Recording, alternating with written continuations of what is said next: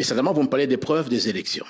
Je vous ai dit, là-dessus, que Moïse Katumbi est omnibulé, obsédé. C'est une obsession d'être président de la République. Très bien. Mais comment est-ce qu'il a voulu le faire en 2023?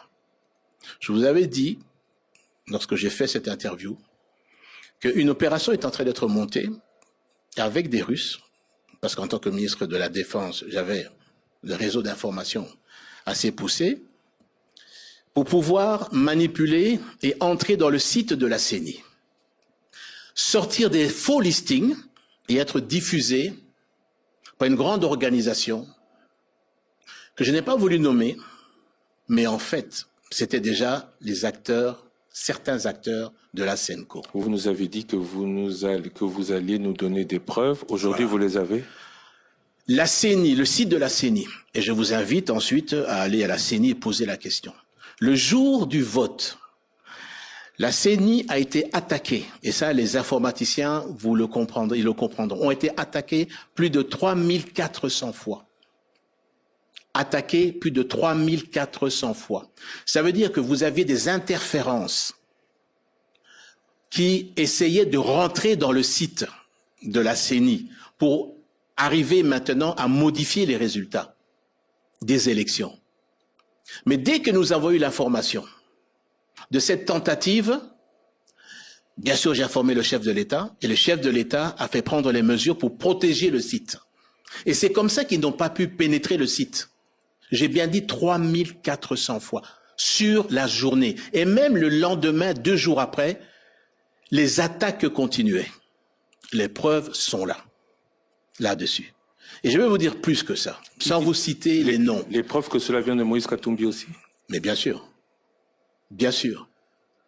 Parce que le renseignement, moi, quand on me le donne, on le cite, nommément. Et vous avez réussi à monter sur la base des renseignements qu'on vous donne, bien sûr, à sa personne? Bien sûr. Puisque ceux à qui il a demandé, c'est ceux qui sont venus de nous dire. Et qui sont ceux-là? Ça, je ne vais pas vous donner le nom. Lui-même, il le sait.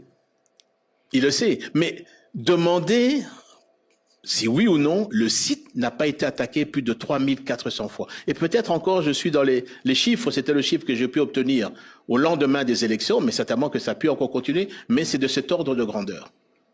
L'idée était de pouvoir rentrer, changer les chiffres à l'intérieur des votes, imprimer un faux listing de résultats et le donner à des acteurs, à certains acteurs de la SENCO pour diffuser et dire voilà les vrais résultats, immédiatement après le vote.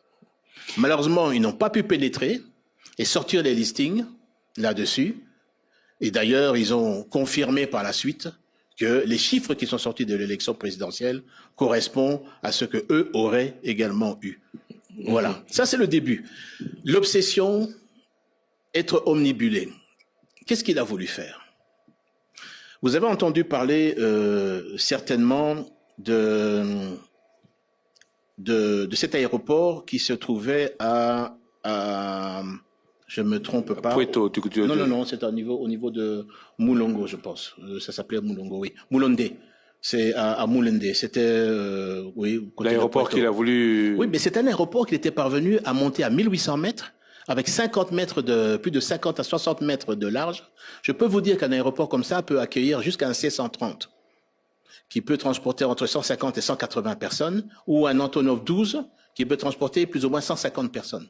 Ça veut dire qu'une opération aurait pu être montée par nos ennemis pour pouvoir débarquer à cet aéroport de Moulondé et attaquer le Katanga.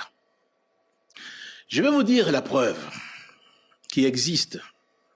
Je ne rentrerai pas dans le détail judiciaire. D'abord, c'est une